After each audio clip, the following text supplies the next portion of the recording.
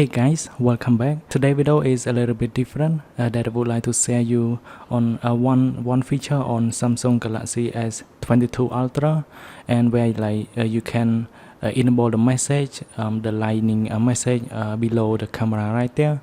So if I go into setting, and then you're gonna go into notification, and under notification you're gonna find a brief pop-up settings.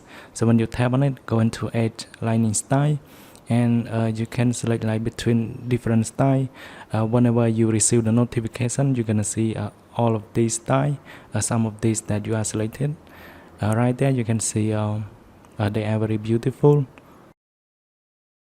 and let me go ahead and select this one. And then you can also customize the color, or add one where you can select between the transparency and so on. So this is my favorite one. I can go ahead and tap on done.